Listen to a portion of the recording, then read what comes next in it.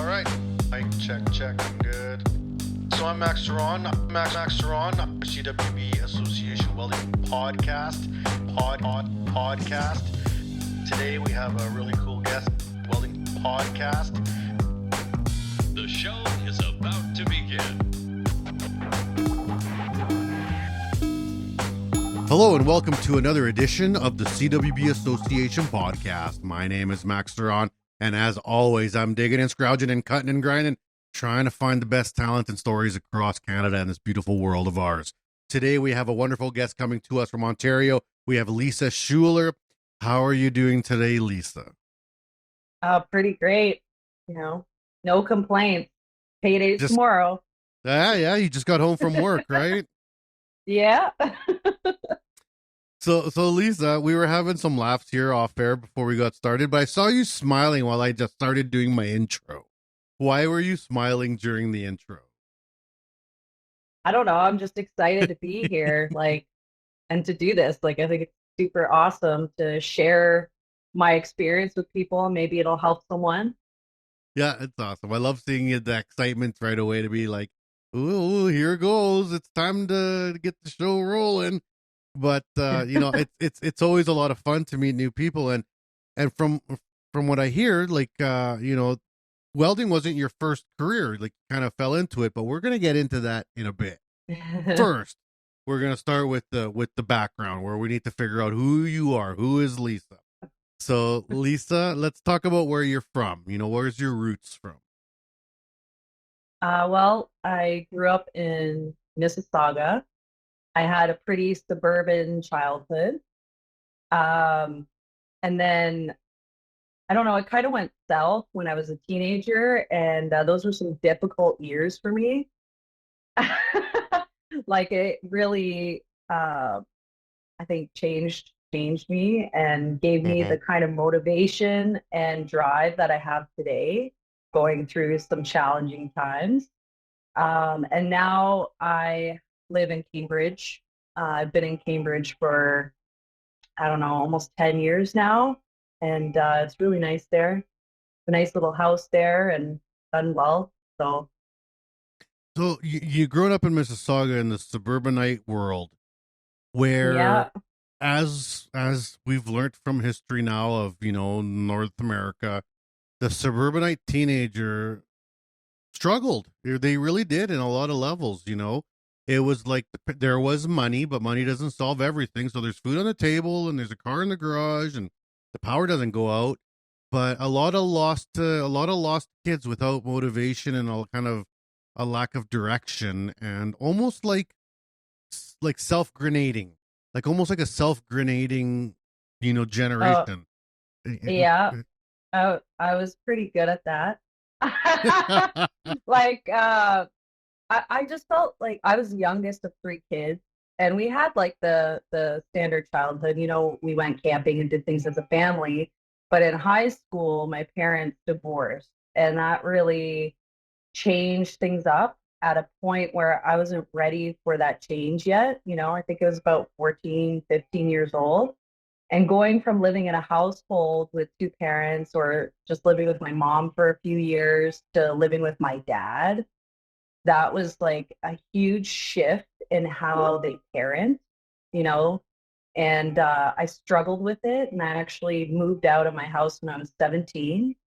I worked 2 jobs so that I could pay my rent, and I managed to finish high school on my own. So I kind of feel like I got lost a bit as a teenager. My brother and sister were older and already kind of had a plan set out, but it's like I felt like I was a little bit forgotten. There was no talk about college for me or any further education. Just kind of rolled with the wrong crowd, got into trouble, but I never didn't work. I always had a really good work ethic. I just needed a purpose. And it's taken me quite some time to find that purpose. And it's interesting that you say that, because you bring up your brother and sister. You have 2 older siblings, and from your perspective, they had their together, right? But I bet if you ask them, they're like, we had no idea what we were doing. You know what I mean? It's always you always kind of think other people got to figure it out, and somehow you're the idiot that can't figure it out. But you get Yeah. older and you realize that no one really knows what the hell they're doing. That's how I feel as a parent sometimes. I'm like just winging it, man. Yeah. But I'm just glad things have kind of taken this turn and life kind of took me in this direction because I feel like I have a newfound passion for life and for a career. And I have done well. I was in sales for a very long time. And I did well in it because I put my heart into that. But COVID stopped that for me. Like I'm one of the people that really affected, and I got Uh-huh. laid off twice. And that's kind of what directed me to think about a whole new career and finally figure out what I want to do when I grow up. Mhm. You know? So, Absolutely. So let's go back to high school. You come in on a high school, you're already on your own. You got a couple jobs, which means that you're the person with an apartment that everyone parties at. Because I know how this works. Because I moved out when I was 17 and had a job and had an apartment, and suddenly I'm the cool person because you could go there to hide from your parents, right? Uh, yeah, so I you guess get so. you're out and you're working now. Most of the jobs at that point in somebody's life are just make it or break it jobs. Service industry, call centers. These kind of things that are out there. How did you find the inspiration in yourself at that young age to keep trugging along? Like you keep paying the rent and keep paying the bills because when you're in that situation, you're only ever one or two bad decisions away from being in a real bad spot, right? Well, the funny thing is I got to that bad spot. Yeah. So I was always working, but I was working like in the mall, retail stuff at that point. And I found an apartment in a bad neighborhood and met some bad people and actually got into some trouble with the law. I don't know if I'm allowed to Oh, say this, but I'm you can. gonna You. straight It's up your tell life. you. You can. It's up to you. It's your life. Yeah, like no, because I'm very honest about it. Like Mm-hmm. it happened, and It does I happen. have a Yeah. I have a Canadian pardon, and that was a great day for me when I got that because it like basically helped erase a lot of the struggles I went through. So for a few years, I had a really hard time, and it actually wasn't until I had my son that I was 20 years old and I had to move back in with my dad. And I was like, what am I going to do? Like it really kind of just clicked Mm-hmm. for me at that point. So I actually enrolled myself in school and I was still working. And with a lot of help from my family members and friends, I was able to raise him. I went to school for human resources for 3 years while I was raising Okay. him. But my son is the biggest blessing that I ever had because he's the one who really helped direct my energy into a purpose, into providing for him and creating like a good life for us. So that Mm-hmm. became my purpose in life. And that's really when things change from being really crummy to and challenging to working really hard to achieve a goal and slowly it took years to get there. I think we moved like 7 times by the time he was 5 years old, and that's when I was able to buy my condo because of all the hard work I put in, because I was like going through this process of just kind of reestablishing my life in a positive way. And I would say that my son is my biggest blessing and motivator for kind of taking me out of that crummy spot, Yeah. and yeah, like honestly, he's such a cool kid and I'm so thankful for him. So now, if Really. you go back to when you were in school for HR, you know, um, what was the end game there? Like, what were you thinking you wanted to do? Because the HR gig is not an easy gig to find, but they do exist. But did you have a plan? Like, I'm gonna Oh, take my well, HR degree, which is a business degree in essence, right? And do what with it? wow, you're really hitting the buttons right now because So that HR program, I spent 3 years doing it, and money like that I didn't even have, but I figured it out Mm-hmm. to educate myself. And with HR, I'm a people person. So I was like, I'm really good at talking to people. I feel like I could do something like this in payroll or help manage things. Like I've always been very organized that way and easy to communicate with. But what happened was when I was nearing the end of my program, they required you, in order to get your CHRP designation, to have a couple years of experience and you had to pass the test. And my problem was I passed a test with flying colors, but I couldn't get the experience because it was such a saturated market. And Uh-huh. then they changed the rule as of like I think it was like January 1st, like the year, the cutoff year that you had to have a degree. And I'm like, how am I supposed to go back to school and get a degree now in order to Yeah. just did this program? So it was basically like I such you. a Yeah. it sucked. 100% sucked. I'm like, I thought this was my future, and then you just get shot down. But Mm-hmm. it means that that's not the path I It need. wasn't meant to be. Yeah. Yeah, like I'm a firm believer in putting out energy into the world, you get it back. Like you put out good energy, you will get it back at some point. You just got to keep with it and just know that there is a plan out there somewhere in the world, like that it will work as long as you keep putting yourself like in that good energy zone, and like you'll find your path eventually, you know? I believe that 100%. Like I'm not a religious person, like even a little bit, but I do believe in physics and science, and like attracts like, and that's just science. Positive attracts positive. So if you have negative energy come in, you're gonna get negative energy go out, and you're gonna become a magnet to negative energy. I remember that Yeah. when I was young and I was in the bad crowds, that I couldn't straighten my life out. I could not straighten my life out until I really had to find new friends. I just had to Yeah. draw a line in the sand, and it was sad, and I missed them, and they're great people, and I love everyone to death, and I don't regret a minute of my life. But for me to move forward, I had to make sure that there was only lean ground beef going in, because if there wasn't lean ground beef going in, I wasn't going to get burgers on the other side. You know what I mean? Like, Yeah.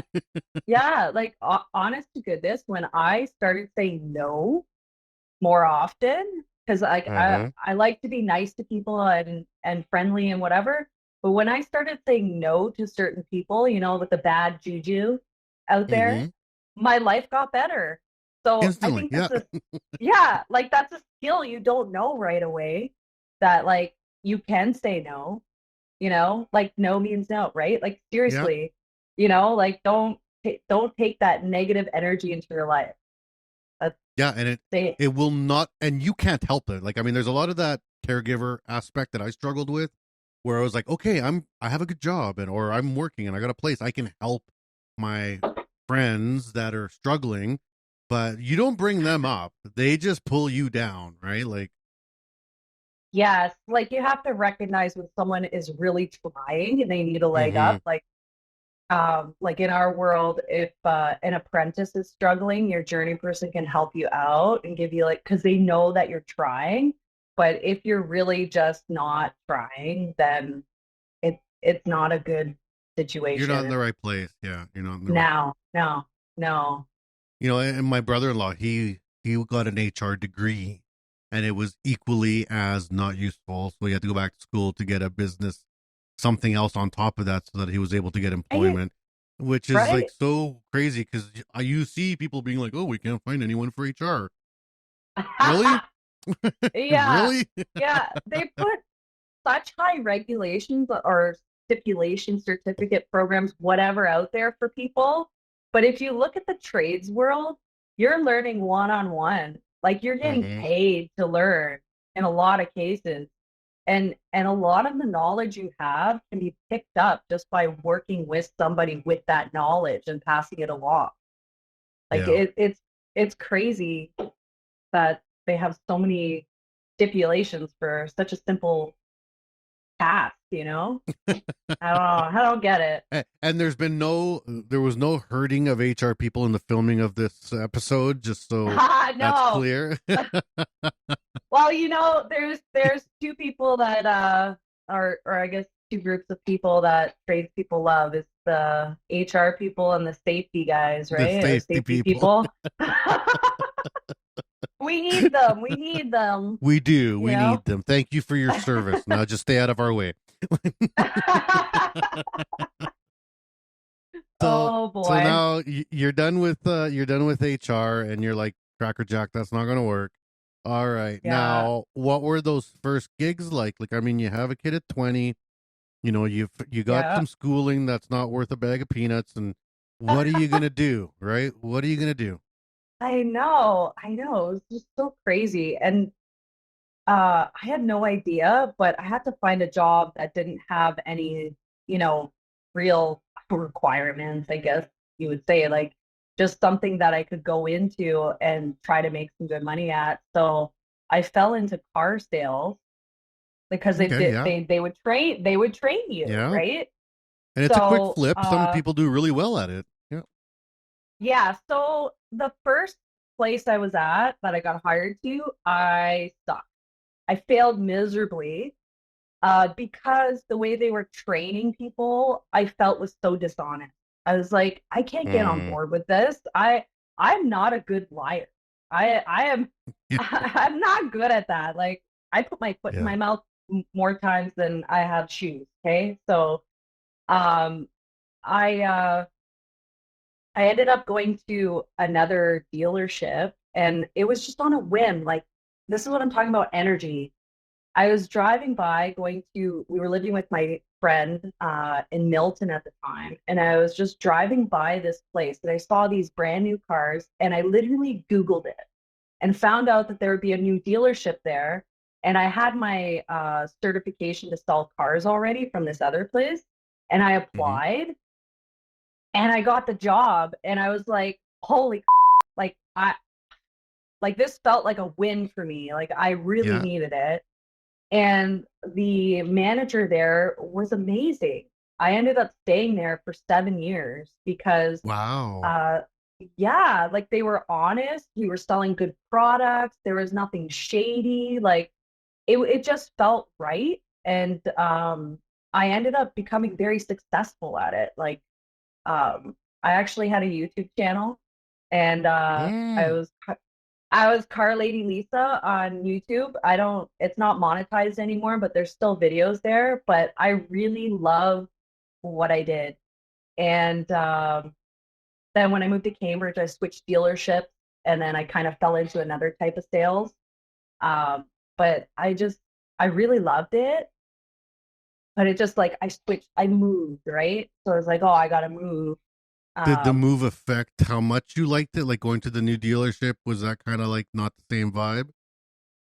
Yeah, it was just a long drive. Like I say that.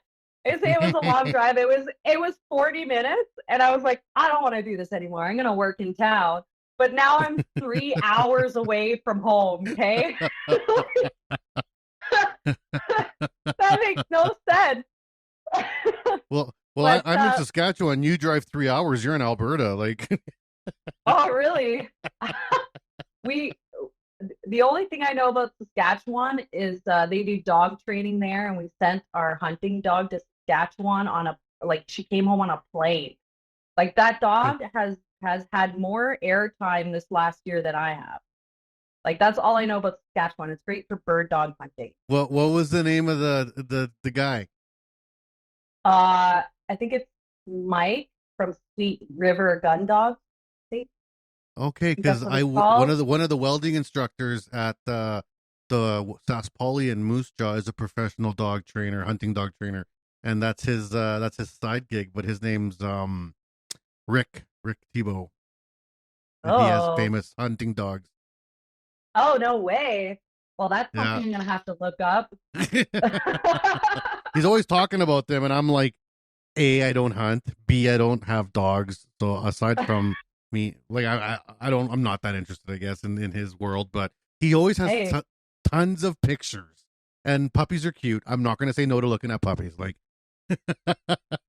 Yeah, my boyfriend's trying to convince me right now to get another one. So it's tough. They're really cute.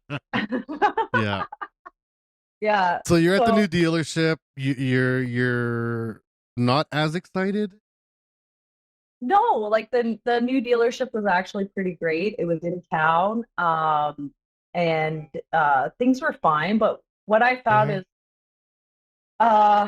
at both dealerships, actually, I got a little bit of uh, I don't know what the word is, but it was very difficult to communicate with one of the managers.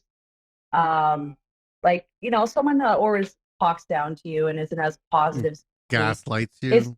Mm, Yeah, very hard to deal with, right? So I yeah. think that ultimately has helped me in working in male-dominated industries, but I experienced that at the first dealership, and it got to a point where it's like, okay, I'm gonna leave, and then that's kind of I moved dealerships. So at the second one, there was another person that was similar to that, and I was like, you know what? I don't think I'm gonna be happy here for another 7 years because I just went through this, right?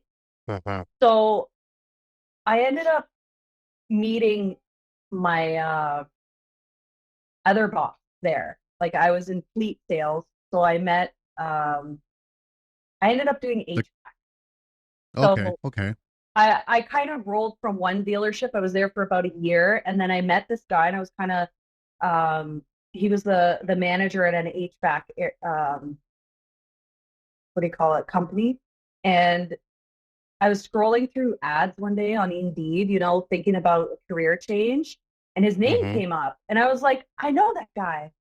So I applied and got the job again, and I was like, no way, and went into or into HVAC sales from HVAC sales. Yeah. yeah, and honest to goodness, I loved it because like car sales is one thing, people come in and they're on your turf. But when I went into HVAC, I'm going into houses, I'm meeting people on their turf. So they actually treated me better and were a Okay. lot Yeah. kinder, more open. And like I said, I really enjoy talking to people and hearing about them and helping them solve a problem, was really important to me. Satisfying. Yeah. Yeah. Yeah, like it was good and I loved it. I loved it. I wouldn't have changed careers if it wasn't for COVID, and they laid me off twice. Like one time, okay, because we couldn't go into people's houses because of all the concern about masks Yeah. and dirt and Everyone's all afraid. that Yeah. stuff. Yeah, it was wild. So the first time I got laid off, I was like, there has to be a way I can still sell these people stuff, but not be in their house. So I was all over Zoom and I would do Zoom meetings and get the answers I need. They could show me their systems and like I figured out like how to do it virtually. And I was still kind of making money. But the second time they're like, we're not going to give you that opportunity. We're going to lay you off for a certain period of time and there will be no work at all. Like no Oh. chances to earn money. Because we're talking about I've been on 100% commission for like 10 years now. Okay. Oh So man, I like couldn't even I'm imagine. not That's tough. Yeah, I've had paychecks from $0 to like $12,000. Like Wow.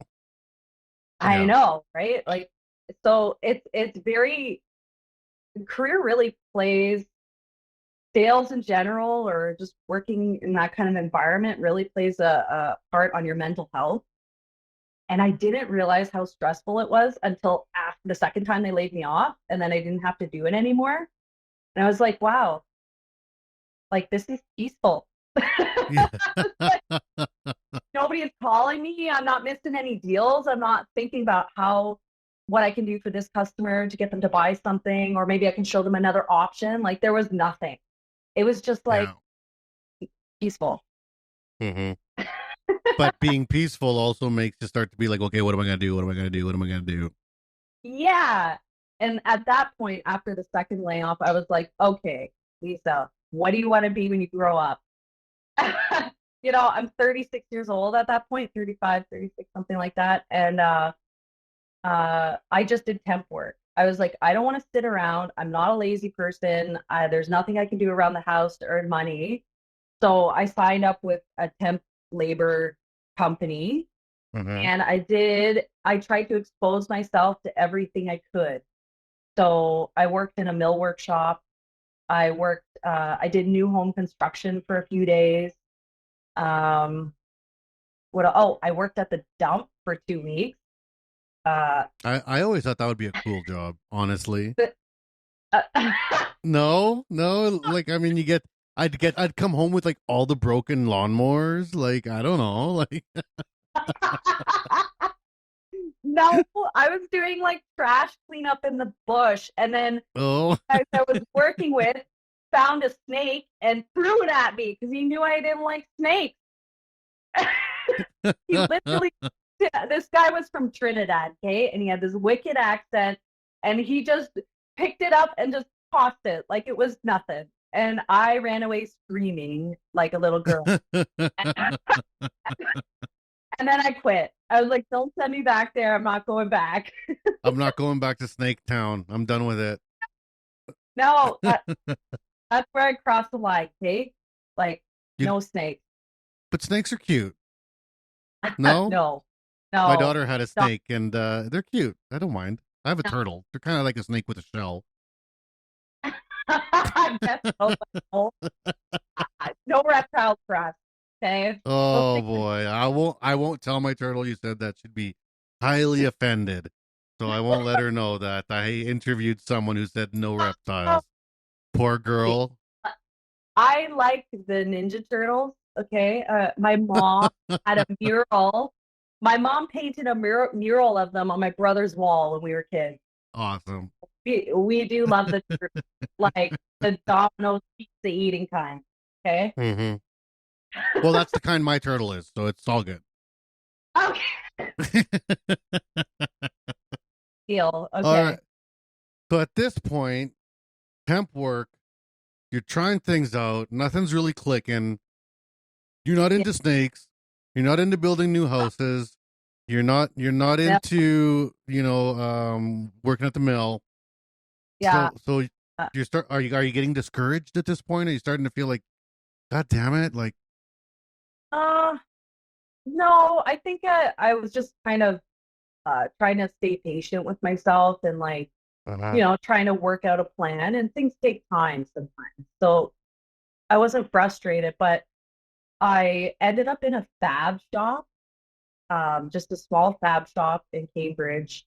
And I was like really rocking out to like the noise and the tools and the machines. And I was like, you know what?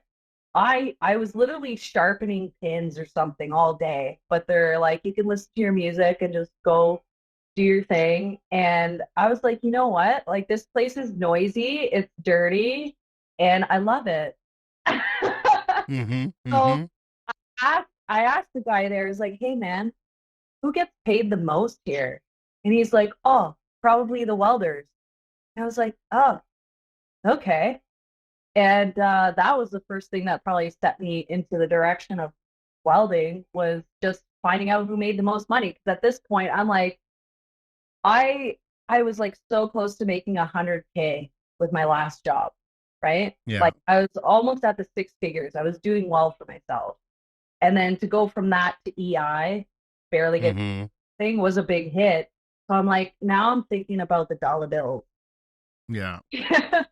And then I also want to do something cool and interesting. So that's kind of where this whole path of discovery came from. And when he told me that, that's kind of when I started researching it more and more.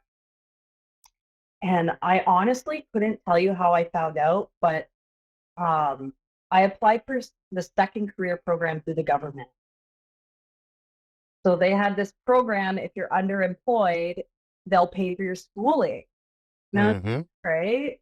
I was like, all right, well, I took that same program a million years ago. Yeah. Yeah. Because I was welding. I was already welding, but I wanted to open my first welding shop, and I didn't know anything about business. So I said, I want to be an entrepreneur. And they said, well, we have this second career program where we'll pay for your schooling. And so I got my business certificate through them so that I could start my own business and know how to do it. And here you are. I could see you're And in your here I shop am. right now, right? Yeah. Oh, that's awesome. So you know then, like, how awesome it is. And I was a little Hmm. nervous because, like, I don't really trust the government uh, anymore. So I was like a little nervous, like I'm taking something from them. I thought my tax return was going to be so messed up the following year when they said they would pay for the program. And the school I found had an awesome program. It was only 6 months long, and it was just like the right amount of time, the right setting. And I was supposed to go back to my HVAC job June 1st. And I got a call that I was approved for the second career program the week before that, like right before Victoria Day long weekend. And she's like, Hmm. yeah, you can start on Tuesday.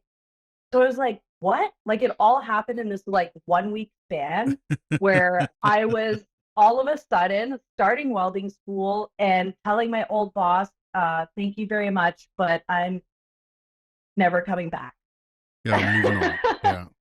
Yeah, like it's time for new things, new horizons. I didn't burn any You, bridges, but did you break up with them nice where you're like, it's not you, it's me? absolutely I did. Absolutely. Yeah. No, he was a great guy. Honestly, I miss him because we had golf tournaments and oh my goodness, like the girls had a choice of either going to get like their hair and nails done. So I did that the first year I was there. And then they're like, or the golf. So the second year I did the golf tournament and I'm like, you guys have not been telling us the truth, okay? Like it was so awesome and we had so Yeah, much fun. And I'm sorry, but like there's no girl driving a beer cart at the nail salon, okay? that's right. And how many of the guys signed up for the nail salon? Like it seems like like not a fair trade, right? Yeah, yeah. So I mean, I do miss him. He was awesome for that, for Hmm. like keeping up morale and stuff. But COVID totally crushed a lot of things. So we won't Yeah. say that C word anymore. You know? All right. Well, let's take the break now because we're right at the point where you're going to get into this welding program and come out and start this new part of your life. So when we get back from the commercials, we'll hit up on that point. So everyone that's following along, make sure you don't go anywhere here on the CWB Association podcast. I'm Max. I'm here with Lisa Schuler, and we'll be back right after these words from our sponsor. The CWB Association is new and improved and focused on you. We offer a free membership with lots of benefits to anyone interested in joining an association that is passionate about welding. We are committed to educating, informing, and connecting our workforce. Gain access to your free digital publication of the Weld magazine, free online training, conferences, and lots of giveaways. Reach out to your local CWB Association chapter today to connect with other welding professionals and share welding as a trade in your community. Build your career, stay informed, and support the Canadian welding industry. Join today and learn more at cwbassociation.org. And we are back here on the CWB Association podcast. Thank you for staying with us. I am Max Ceron, and I'm here with Lisa Schuler from Cambridge, Ontario, which I was just in Cambridge 2 weeks ago. Beautiful. I went to the pickleball, the Four Brothers Brewery there. They have a pickleball thing in the back. So very nice little town. Very pretty. The cemetery there is really pretty, oddly. What? I drove by it. Yeah, I don't know. I remember that. We drove by a cemetery. I'm like, that's a really pretty cemetery. But anyways, like if I die, maybe I'll want to hang out there. I don't know. But well, if it's close to a brewery, I mean, hey, yeah, it was like literally across the street. So I was like, that's cool. But anyways, yeah, you enroll in the 6-month welding program. Yeah. Which welding program was it? Which college? Is it like a main one or like a little one? Okay, so I enrolled with Lightspeed Welding in Guelph, and they were freaking awesome. Lee and Randy were the best instructors, and they were such awesome dudes. Like when I was doing the research for schools, I called a few, and I went one day to drop by because I like to see things, like I want to kind of get a vibe before I commit. So I drove around back. I had just gotten my motorcycle license like a few months earlier. Mm-hmm. So I rode around back and saw a couple bikes parked there, and I was like, yes. I'm like, this is it. I'm like, this has got to be it. So Mm-hmm. yeah, like it just all made sense. And then I met the guys and just so positive and encouraging that I was like, this is the school. And the government would pay, usually it was like $10,000. But the lady told me, hey, we've lifted the amount. So there's no cap anymore. You can just apply for whatever. So I basically asked the guy, I said, hey, what's the most expensive program you have? I'm Yeah, like, I ain't paying for it. So that's educate right. me in the most expensive way. And that's how I ended up with pipe welding. It was their pipe welding plus program. And I'm so glad I did it. Like the government said okay. And I'm like, Mm-hmm. awesome. So I enrolled in that program and it was intense. I'm not gonna lie. It was Mm-hmm. like, oh yeah, like I'm pretty sure I probably cried a few times because I don't think you're prepared for the amount of stress on your body. Like, just being Physically, emotionally, you gotta honestly, I was be like, on point all the time. yeah, but it takes time to learn that. Like Yeah. my body was like, what are we doing now? Like you got your arms in the air like all day. What is going on? So I had a lot of like hot baths just to like ease all the tension. And I stuck to it. And eventually you get stronger and you start getting used, Mm-hmm. but some days it's just like your body's just tired, but you're achieving something. So there's like that motivation there that overcomes all the strain you're under, right? And Yeah, it was yeah. Well, it's actually a really awesome feeling when you feel your muscles giving out, and then you put them down. You put your sometimes your welding hood still down, and you're just like in the dark zone, and you're like, all right, let's do this. Like you just like let's get back into this. There's no way out of it, right? Like, right? Like they were so cool. They're like, hey, if you need to like take a break outside or, like throwing rods is like a common thing, like get upset at something. As long as you weren't hurting anybody, it was okay. Like just go take a breather and come back. Um, but like maybe save the crying for after. so what was the course? Explain to us what the pipe plus course was at Lightspeed Welding. So it was both um stick like small and TIG welding on carbon and stainless. So you start on plate, just flat stuff so that you can get used to burning rods or used to walking the cuff or whatever the case may Uh-huh. be. And they start you on that so you can kind of understand the basic concepts of welding, like making sure your puddle's going where it's supposed to and adding enough filler and all that kind of stuff. And then you go into anywhere from 2 to 4 inch pipe, and then you start going on the round stuff because it's a little bit different when you're doing um, round things because it behaves differently. You're in like the overhead position, you're in 3G, 5G, 6G, like all these different positions in one little coupon.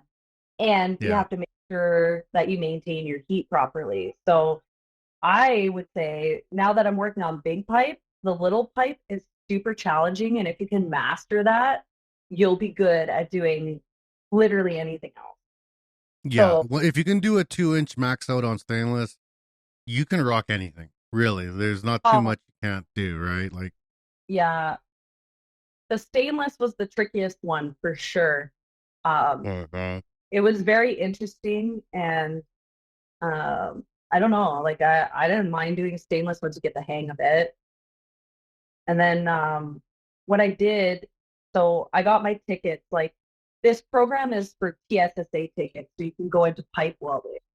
But So what ASME 9 for the people listening, because TSSA is in Ontario only. So every province has Oh, their own acronym, but they're all under the ASME 9 pressure piping certificate. gotcha. Okay. Oh, thanks for clearing that up. Now I know. Yeah. Uh, so I got like 3 tickets, I think, when I finished there. But what I did is I finished up like about a week early. And I was like, hey guys, I'm not sure exactly where I want to go with this right now. Can I also get a CWB ticket? So I paid extra. I actually had to borrow the money from my sister. Thank God for her. She's a blessing. So I paid extra to get CWB certification. And usually the course is 5 weeks long, but I managed to do it in a week, like 4 days actually. You've already been welding for a long time. Yeah. Yeah. So just to pass my flat MIG ticket. So I was like, I got TIG. Let's get some MIG in there in case I need it for a job because I don't know where I'm going yet. Right. Right. Good plan. So, Yeah. yeah. And it worked.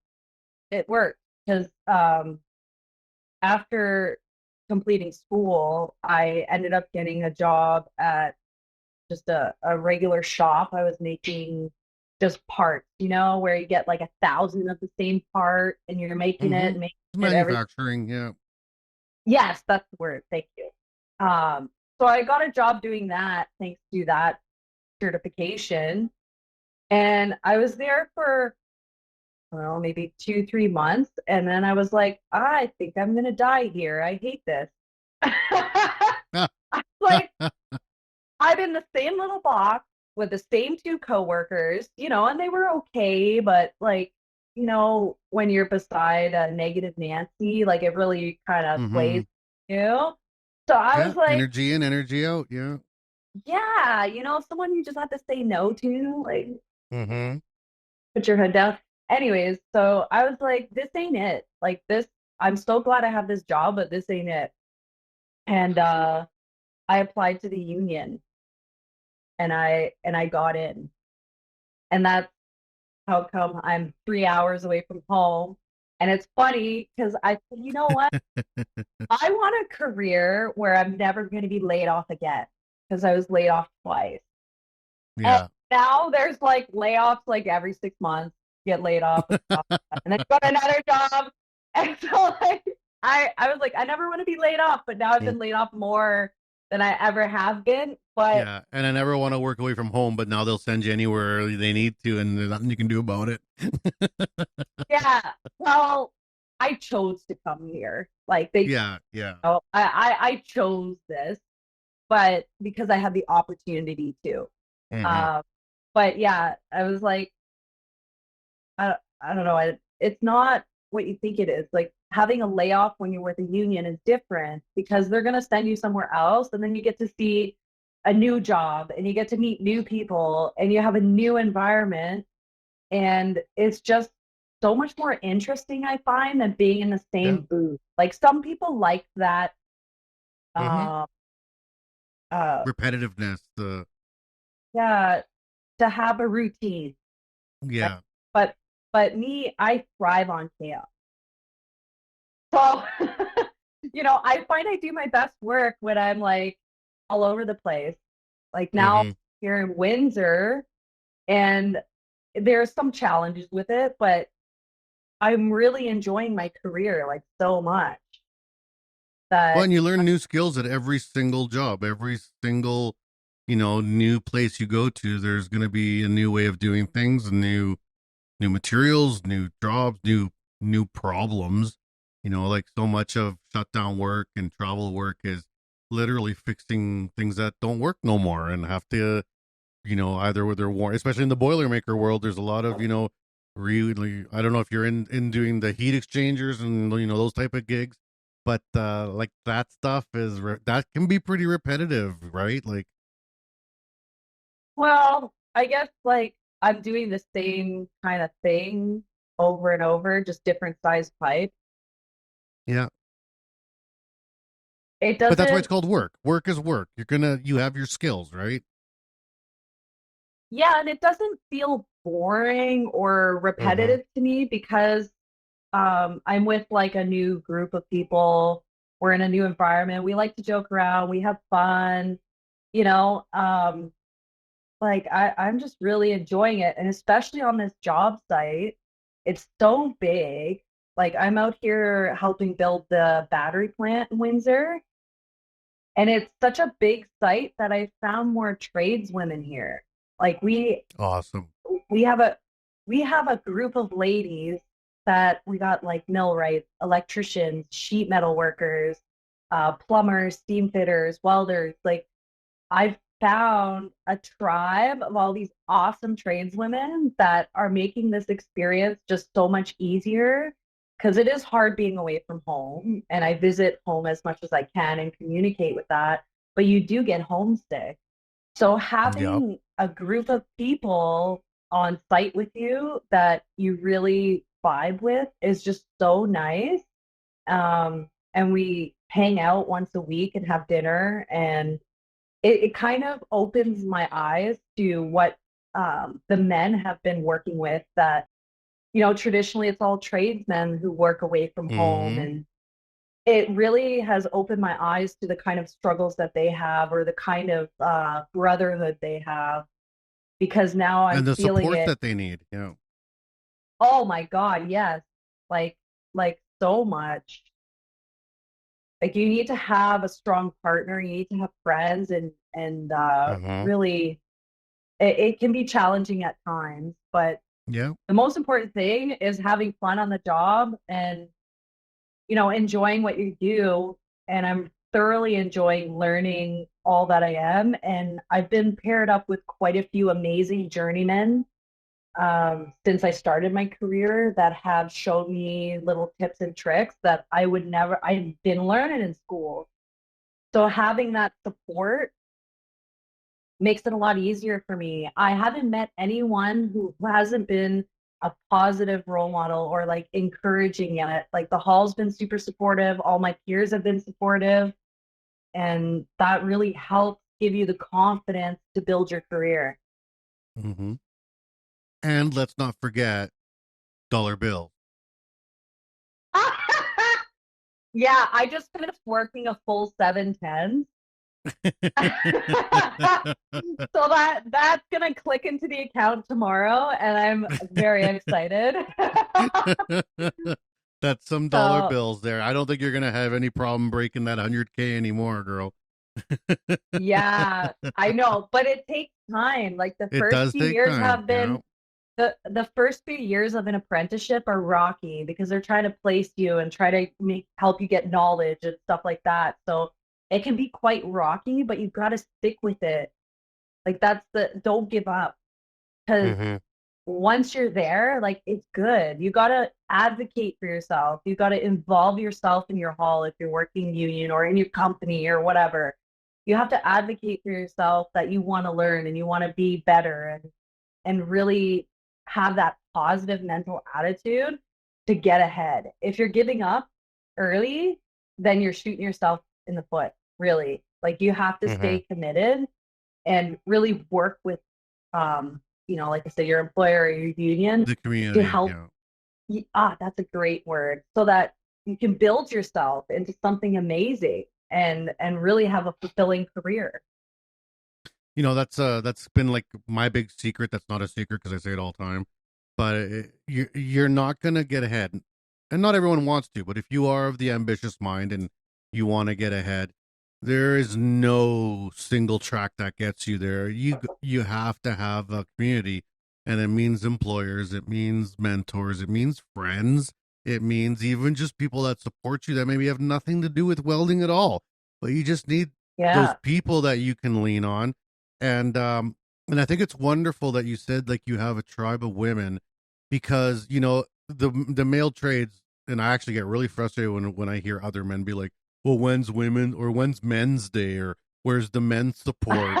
And it's like, what are you talking, man? This has been broski 101 for 100 years. Like this has all been, very much a bro environment for a very long time. And we get tons of support for each other.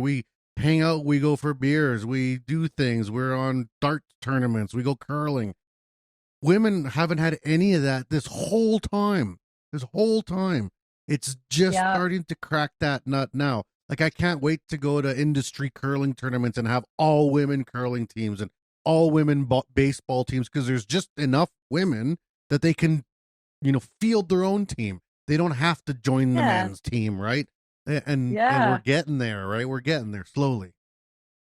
Yeah, that's an excellent point. Like, I should join their hockey team, shouldn't I? Yeah. Because the guys have been doing it forever, right? Forever. And then they come home and being like, oh, I get no support. You get more support than anybody else. What are you talking about? Like, yeah, but at the same time, I don't want to rag on all of our men out there, because they are doing a great job and They are. work hard.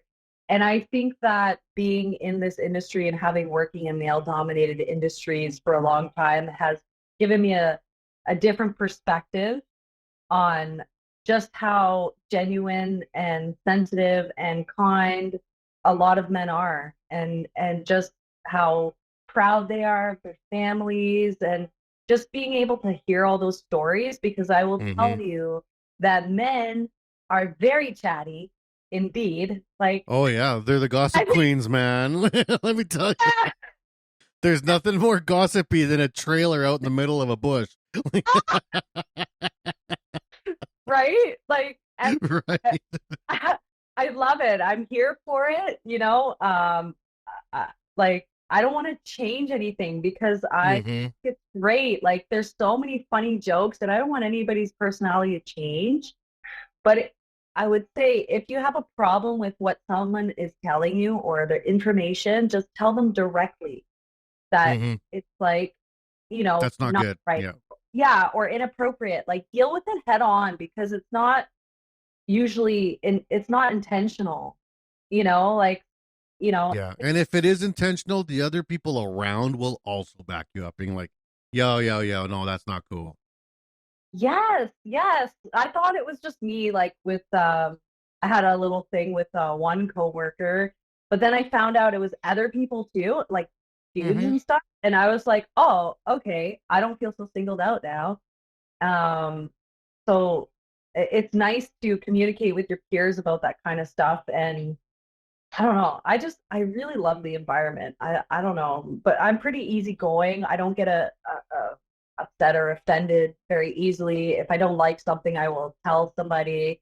I'm very to the point like that. So I guess it makes it a little easier. I think I've left a lot of my emotions in the past. Well, and you can be an advocate even for people that maybe aren't as comfortable. There might be new, young people coming into the trades where they need someone like you to help advocate for them, right? Yeah, to give them that moral support and just teach them how to say the F word a little more often in a polite way.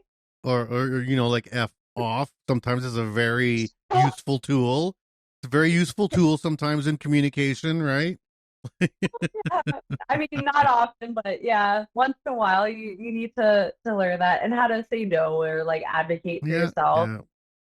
I do feel that women are going to bring a whole different perspective on the trades world, because, like, it's not a bad thing that women are getting into trades. You're going to need us, because when all these people retire, 50% of the population is female. So who's going to make it up? The women are. They're going to come in and they're going to make the bank, and they're going to do the things. Although we might have to do it differently, because to get the same result, we don't have as much upper body strength, and maybe we have to use some different tools, like a hammer or something to move something. Like, if you're trying to wrench something, maybe you gotta think just using come-alongs and the tools and technology. Yeah, because we don't have that brute force. Like, if I was trying to lift something out of a bin the other day, I can't get it out because I don't have that strength. So sometimes I gotta ask for help, and that's normal, because what your coworkers are there for. It's safer to work in pairs, and it helps. You help each other out. But I think that women are going to help the trades in giving employers more of a perspective that there's single dads out there and there's families out there and they need more time off. They need to see their families too, because women are technically like, the main caregivers. The traditional caregivers, yeah. Yeah, that's a good word. Yeah. So now if we can like shift it a bit to help our men out and let them have some time with the family, or maybe they need to leave to go to a soccer game or not have so much pressure, I guess, about working such long hours, and also help advocate for cleaner bathroom facilities or hygienic just products more available. yeah, like a more organization on the job site. Like I feel like, overall, over time, it'll help make things run more smoothly and bring more benefits to our guys. Because I've seen some of these conditions that these guys work in, and I'm like, I don't know. That's not good. That's not healthy. Yeah. Yeah, I'm like, you need someone to advocate, and we can be a voice to help them with that. Like we're brothers and sisters. We need to help each other out and make it better for all of us on the job site, because it's safer when we help each other out. Work together, yeah. Well, and like you said, like, okay, so women don't have as much upper body strength, which is arguable. Because I've seen really little guys out in the field too, right? Like, but men have something that I find that women sometimes don't have as much, and that's just the pure stupidity of strength, where a man is willing to throw out his back and break his elbow and smash two fingers to get something out, whereas women are smarter and not do that. I've always found it funny because I worked with a lot of big, beefy, tough dudes in my life, a lot, like real big. And 10 years later, I run into them and they're walking with a cane because they threw out their back and they had 4 back surgeries and 2 knee surgeries. So, what you're saying is true. Like the brute strength, even if you have it, is not necessarily the right way to go. Right? No, I mean, sometimes you need it. And then like that person could be a superhero for wrenching that thing I couldn't wrench. Like sometimes you need it. Yeah. But you're right. Like I see it too often. I'm like, why are you doing that way? Why don't you do it this way? It's not as hard on your body. And they're like, well, I don't know. Like, I'm just used to it. I'm like, yeah, but you don't have to do it that way. We have tools at our disposal to make it easier for you. But, sometimes they're a little stubborn. So, like, I'm trying to encourage them. Like, the best advice I got from one of the journeymen I was working with is take the easy work. Like when you have a day that's easy and someone's giving you the easy work, just take it and enjoy it. Don't be like, oh, I want to wrench all this stuff and do all the heavy lifting and whatever. Like take the easy days. It's less work on your body and you will get back to doing the tougher things another day. Like just don't always be so hard on yourself every day to like hustle. Yeah, or show off or be the superstar. Yeah, if you got to push a broom for a day, oh well, or you're just on cleanup or helping, it's okay. Take the easy work and take care of your body. Like that's a big thing, right? It is, man. Like by the time I was in my 30s, everyone I knew had a bad shoulder, a bad eye, deaf in one ear. I think the generations now aren't going to put up with it, and I think it's good. I think the generations coming up aren't going to put up with the that I did, and I should have been more careful, for sure. Yeah, I've actually noticed that with some kind of in the middle, between youngins and older fellas and us old farts. Yeah. Well, I don't know how old you are. I'm not going to guess. We're not going to go there. But I'm kind of in the middle, so I can see the younger generation, like the guys are wearing their earplugs, they're wearing their PPE, they're taking care of themselves. So, like, I feel as we kind of grow, the trades, it just keeps getting safer and safer for our younger people because they're listening to the advice they're given and I feel like it'll help them live a long career in the Mm-hmm. trades, without all the stress and strain that they're under, because they're actually listening and they're taking Yeah. the advice, So I have seen that, and I do feel like we're progressing slowly. More women in the trades is great. More young people in the trades is great, because then you get different perspectives and work towards making things better for the next people coming in. We learn from our Mm-hmm. mistakes, right? Well, most of us Should. learn from, like, it's an opportunity for learning is what a mistake Yeah. is. So you learn from it, and things get safer, and we can have awesome careers doing really cool stuff. Like, I can't believe some of the stuff we've, like, done so far, putting in, like, these giant pipes, and just the day we were lifting them, I was just, like, in awe. I'm like, in the back of my head, I'm thinking, is that gonna fall? Do we do that right? These guys know what they're doing. I'm like second guessing everything. Yeah. And then they get it into place, and then they're welding it. And I'm like, holy, like, this is the coolest thing ever. Like, we literally Yeah. are building stuff from nothing. It is Yeah. so rewarding to see the fruits of And your it's going to labor, last hundreds of years. right? Yeah. So when my son comes to town, when he's old and gray, but like, yeah, my mom built that. Yeah, exactly. Yeah. I don't know. Well, and we're going back to the new generations. I think there's just a better culture. Like, I can openly admit that the culture in the workplace when I was coming up as a welder in the late 80s, early 90s was really toxic. It was, and there's no way to Oh, hide that, guys.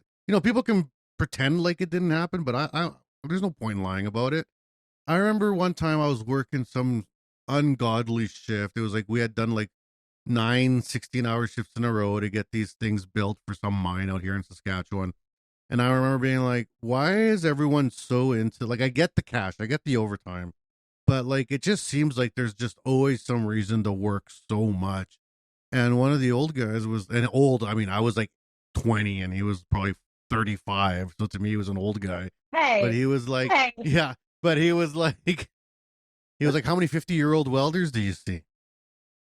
And at that time, that was a very true statement. And no one made it to 50. You were broken by Mhm. 50. So you're either off in a new trade, or you have retired out of this, or you're dead or something. Like, it was, Yeah, that was normal. Like, this trade would just squeeze the life out of you. And I think that's yeah, what turned off so many people from the trades, thinking like, yeah, okay, you can go make money. No one's ever denied that. No one's ever denied that the trades are good money. But it was like, you got to trade your life for this. And I yeah. think that that's changed now. Now it's just a great job. Uh, It's a great career, but you're gonna live to be 100, just like everybody else. yeah. It's funny you say that, because I do feel like things are getting a lot safer, and I am an advocate for wearing your respirator, because welding fumes are like a known carcinogen. Like, it will absolutely 100% cause cancer. Yeah, So especially as we stainless. go, Stainless is like cancer in a bottle.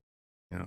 yeah, actually, you have to have a properly fitting respirator, because I had one that wasn't fitting properly and I didn't realize, and I ended up getting a rash from while I was welding stainless. Like, it is pretty dangerous stuff, and it took 6 months for that rash to go away.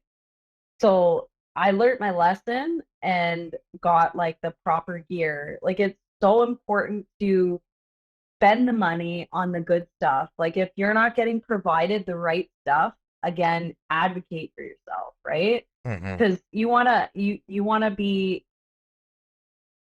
as careful as you can, because you don't realize it until it's too late. And I've heard stories like that too, where welding is, like, really taking a toll. But they have so much out there now in terms of Mm-hmm. PPE, like different respirators, PAPR systems, um, ventilation systems. I wouldn't work in a shop that didn't have a proper ventilation system. I would never do that, because um, it just by the end of the day, there's a cloud in the shop, you know? Oh Like, yeah, no, I used to live in that cloud. Yeah. oh God, like, We so, used to work in tanks without any ventilation, like a tank. oh my We'd have to God. jump in and weld and grind, and then and then when you start getting dizzy, you'd have to run out and breathe fresh air for 5 minutes, then Oh jump my back in. God. And it's like none of No. that is legal. Yeah, none of that is legal anymore. But it is, Like I remember the first time I got a gas watch at a job site in my 30s. I finally safety had come around where someone was watching a gas meter on me, and I was in there 5 minutes, and the gas meter started going off because it started running low on oxygen. And I was like, 5 minutes? They're like, yeah, you got to come out now and breathe. And I was like, I was only in there 5 minutes. They're like, yeah, that's how long it takes for it to get toxic. And I remember thinking in my mind, like, I spent 10 years in these. Like, wow. like what? Yeah. Like, and then and I didn't know about stainless. Stainless was my game. Like, I loved being a stainless welder. It's literally what I would do shutdowns on, is my stainless tickets. And then I watched, what was that? Aaron Brockovich, the hexavalent 6 scandal that happened with PLG in the States. And hexavalent 6 is the same chemical that we use in stainless production and is released while welding. So like they're making movies about how dangerous. Yeah, they're making movies about how this kills people and makes babies come out with like 9 heads. And here I am being like, I love welding stainless. And I used to be like, oh, that wonderful smell of stainless cooking in the morning. Yum, yum. And it's like, wow. Dumb. Yeah. Well, so dumb. You don't know what you don't know. That's right. Like, and that's why knowledge passed down from your peers is so important, right? And then things get safer for everybody the more we talk about it, the more we advocate for ourselves. Like, yeah, I guess I'm glad I'm in the era of, PPE, because I don't know how I would the safer era. Yeah. Yeah, I don't know how I would have done that. And this is what I'm saying. Like, so many guys. Well, people didn't. You've done such hard work and sacrifice, and I had no idea what goes on a regular basis on a job site until I started doing it myself. And I'm like, holy, there's a lot of really great, cool people just killing it every day, but it is hard on your body. Like today, actually, every day I'm walking 15,000 steps in this place because the plant is so big. I think that's like 3 or 4 kilometers or something. And that's not even empty-handed. Probably carrying something most of the time. Like, oh my God, yeah, carrying like 2 things of rod is enough. Like, I'm sure you like filled up sleeves. You mean sleeves? Oh yeah, yeah. And then you got like grinding discs and all the stuff you stay in this like bucket, and you're trying to haul in a bucket, yeah. and then go up 4 flights of stairs. Yeah. You get to like the last flight, and you're like dying because. Like, and then you gotta go lie down under a pipe and be dead steady.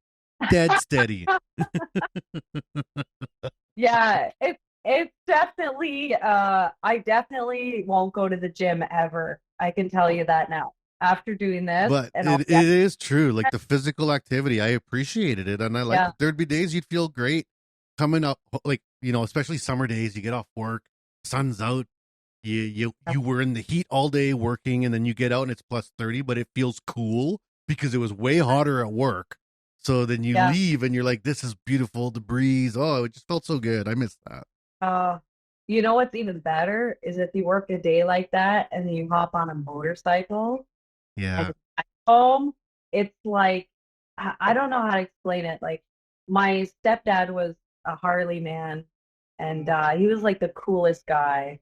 He really changed my perspective about being able to connect and really feel love, like I don't know how to explain it, but he was like the kind of guy who would give you a bear hug, but he had tattoos and like a scraggly hair and a braid, and he was like a rough looking guy, but he was like the biggest sweetheart, and really inspired me to get my motorcycle.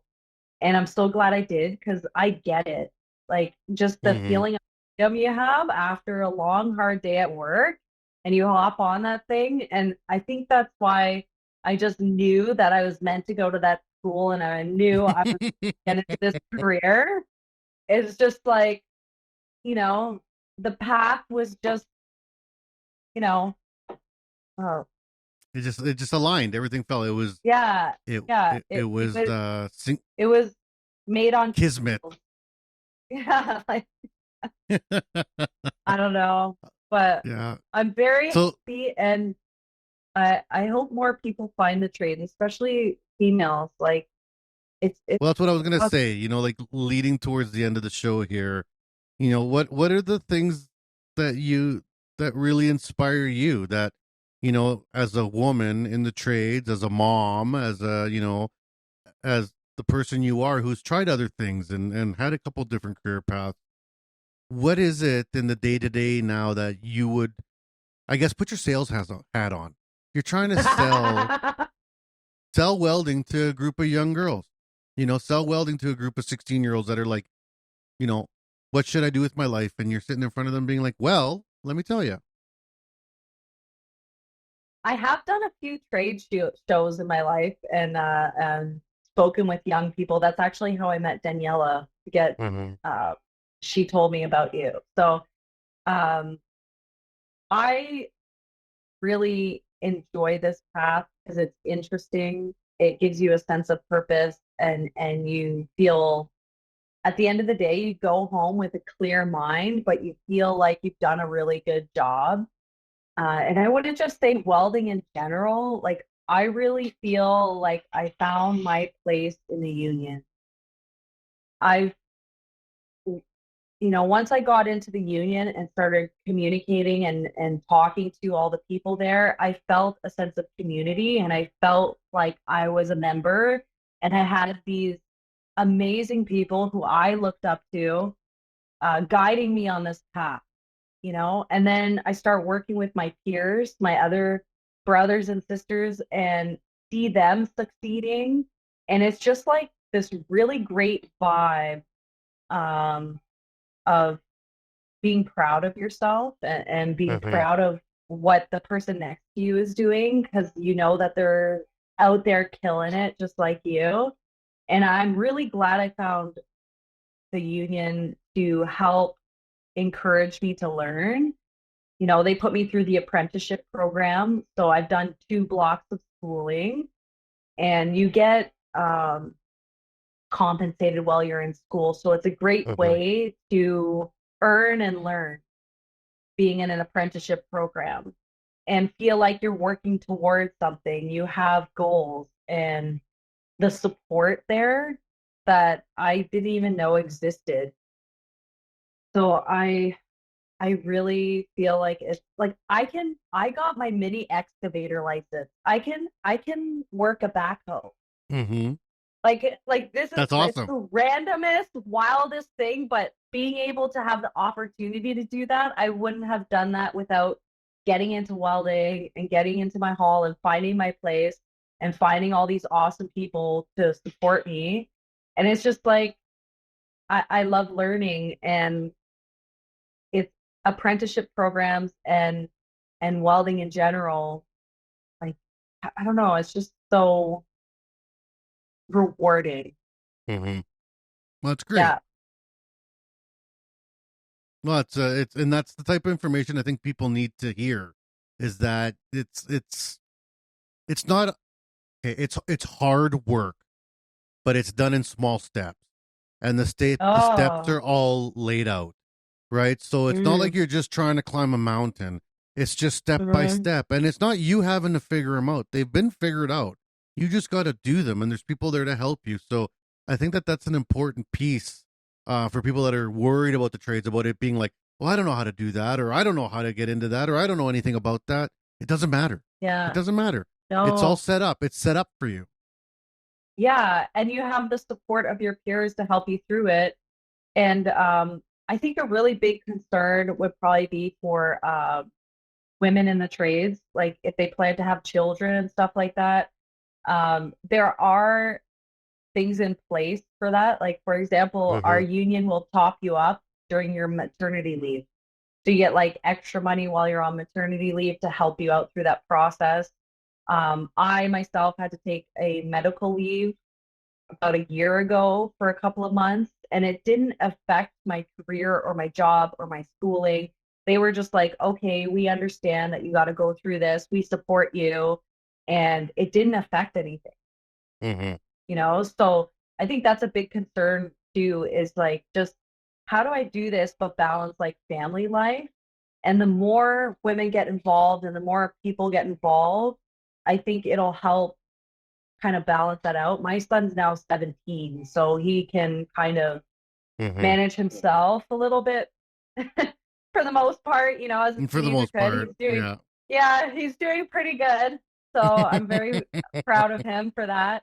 But I'm a little older getting into this, so it's not like I need childcare and all that stuff. Like there's other concerns, but it's such a rewarding career, and they will work with you to help you figure it out. If you have the right attitude, the possibilities are endless. And I would really encourage anyone who's interested in welding just to try it out. Like the first time I tried welding, I told my brother that I was interested in it.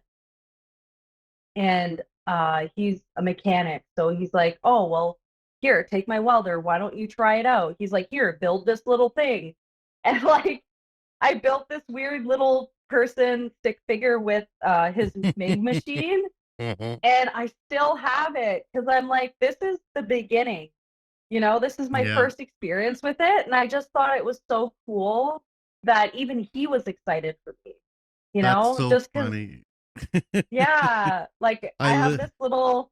That's awesome. My wife just yesterday, we were at my parents' place visiting, and we were talking about welding or something, and she's like, "You got to get rid of all your junk because I have like a lot of stuff, right? Like half-built projects and something." And I was like, "Yeah, maybe I'll get rid of some stuff, but I don't know. I'll organize it this summer." And she's like, "Well, you ever gonna get rid of that ugly flower ashtray in the basement?" And I was like, that's the first thing I ever welded ever in my life when I was 17. And she's like, "Oh, okay, it can stay." I'm like, "Yeah, you are not throwing out that ugly, sharp, dangerous flower ashtray that I made when I was 17. I know, right? Like, you should mount it on the wall. Just it's a work of art, Yeah, it's so rough. It was made like with scraps that I found somewhere. Like, whatever. It means so much, though. Like, it does. It does. The most beautiful things in life have like a meaning, and I think that you should definitely mount it on the wall like a trophy. Awesome. All right. Well, we're at the end of the interview here, Lisa. For people that are interested in let's say the Boilermakers, kind of following your career path, what piece of advice would you give for them real quick, in terms of getting signed up, or how do they go about looking at it? Well, I would say not the Boilermakers. I'm with the plumbers, steam fitters. Oh, sorry, with the plumbers, steam fitters. Yeah, the UA. Okay. So with the UA, because you're UA 527, right? Yeah. Yeah, I am. But I did consider the Boilermakers, but they have a lot of confined space work.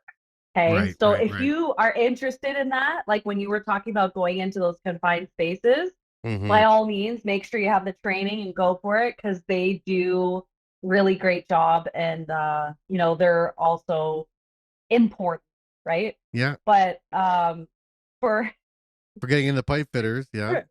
Yeah, I would say do it. Like, we do really cool work, and we're I don't know, the guys are just so great, and the ladies, like, my favorite person right now is my girl Britt. She's a journeyman plumber, and I am so proud of her. She's like this 5'0" little thing, and she's so awesome, just out there killing it. Like, I would say get involved with the pipe fitters, steam fitters, however you want to, like as a plumber, fitter, or welder, just because we have some great people and such awesome personalities, and we're doing really cool stuff. Like, we're usually in there before a lot of the other trades, so it's not so busy, and people have to make way for us because, oh, where are you going to put this? Like, 100 feet of pipe. Well, we're gonna put it right here, and sorry, That's where it like, goes. guys, Yeah. yeah, like we kind of get priority sometimes, so it's kind of nice. And like I said, you just get like really great support. We actually have 3 halls. 527 covers Kitchener, London, and Windsor. So they amalgamated into one big hall. So you still feel at home when you're out of town. So that's why I'm in Windsor, because it's still my home local. Right. And there's lots of work coming up. Lots of work for 527. We have this battery plant, and then hospital, another battery plant. Like there's going to That's be years of lots of work. work. Years, yeah. Like I should be here on this job for maybe another year. Wow. So Well, yeah, that's like great. we have, Great to hear. So, all the people yeah, listening, even if you're not in this specific area, I talk to the UA halls across Canada all the time, and they're yeah, all busy. I mean, literally everyone's busy right now. Iron workers, pipe fitters, boilermakers, millwrights. Like, I mean, it's just nuts the amount of work yeah. and construction going up right now in Canada. Well, it's surprising to see how many trades come together to make a building, Mm-hmm. right? Like you need concrete workers, you need the iron workers. Iron workers are usually first on site, right? They're They're usually building first. the Yeah. main structure. Yeah. So if you like working outside a lot in the cold, be an iron worker, but you'll also be super bad because they do some crazy stuff.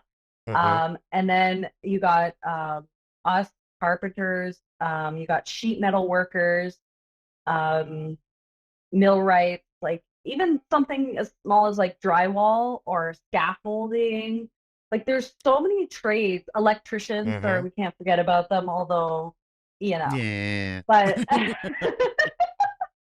but electrician gets like a little shock and they got to go home for the day. Meanwhile, we're getting electrocuted for 10 hours. And it's like, yeah, keep going, buddy. well, you were talking about, were you talking about positives attract positives? Yeah. Now, actually, a positive and a negative, you know, Make welding.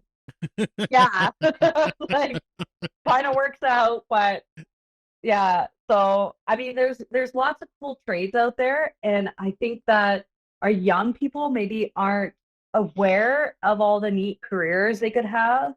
I know for my son, he's 17. I'm trying to give him the experience. So he's been with the carpenters. I took him to my trade school for a day to try welding. He's done woodworking. I'm trying to expose him to all these trades so maybe he can find a different career path. And I think that's what our young people need is the exposure. They're not getting that like they used to. Like the trades was never a conversation when I was young. For me, anyways. Yeah. Like it was Yeah. never an option. So And then, like, to wrap it up, as a last question for you, Lisa, what's your future look like? You got a red seal on the horizon, right? So the red seal's on the horizon. Now you got another block. And then what? Where do you see yourself in 10 years, right? Like, what's the gig? well, I don't know. Like I definitely am gonna get my red seal and be a journeyman for sure. But I also like the idea of being a foreman one day. And I'm not sure if I want to go to school for another 5 years or 3 to 5 years, because in order to be a foreman, you have to be a steam fitter or plumber as well, not just a welder. So I am considering maybe furthering my education even more, just so someone can call me a foreman one day. That's cool. Uncle. There is a CWB welding supervisor course as well. So. Yes, yes. Yeah. See, and that's a lot of times what people get into is they go into the like inspections or supervisors. Or I was actually asked to stay at a company and maybe become a supervisor, but I really wanted to experience the union trades world. Yeah. I wanted to see what it's all about. So honestly, I can't tell A you million exactly. options. Yeah, I can't tell you exactly what's in store for me, but I know my next achievement is definitely my red seal. And then I'd like to keep my options open. Yeah, for what's that's fair. And they always are in the welding trades. I walked away twice. I walked away twice from welding, being like, I'm never going to do it again. And here I am, because the opportunities come around and it works out in your favor. Like the certs don't go bad. The red seal never goes bad. It's the same as a diploma from university. So treat it the same.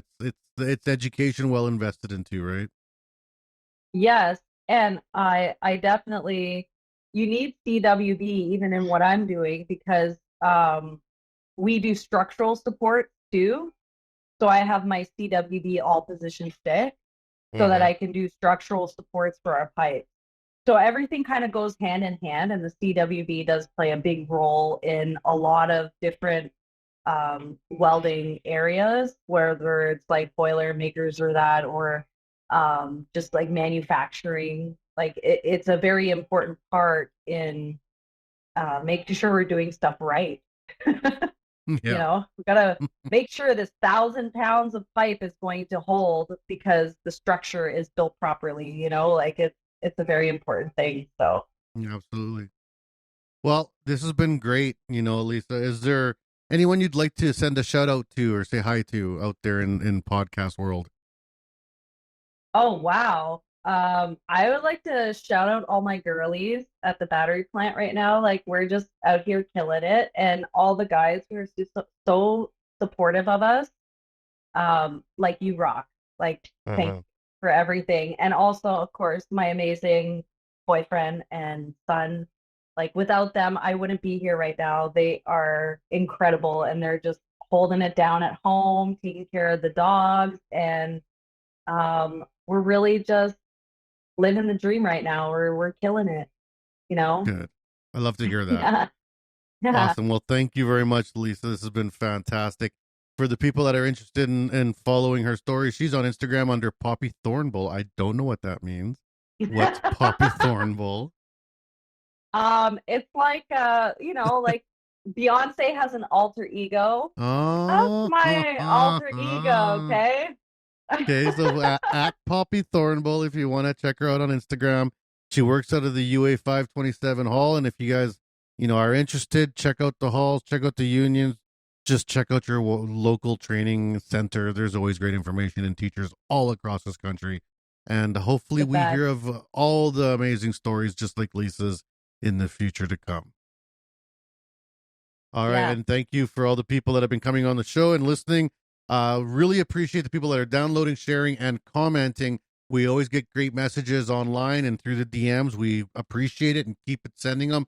We do get a couple haters every now and then. You know what? Send those too. Then I know you're really paying attention. So I'm glad. But it's up and at 'em right now. We're working hard towards FabTech 2024 here in Canada, which is co-located with CanWeld. So this is the biggest welding and manufacturing show in Canada. It'll be in Toronto, June 11th, 12th, 13th. So I hope I see you there. Make sure you register. And if I don't see you there, I will see you at FabTech in Orlando, Florida in October. So I'll be around. Podcast is making its way around. Oh, and we're going to be at Skills in Quebec City at the end of May.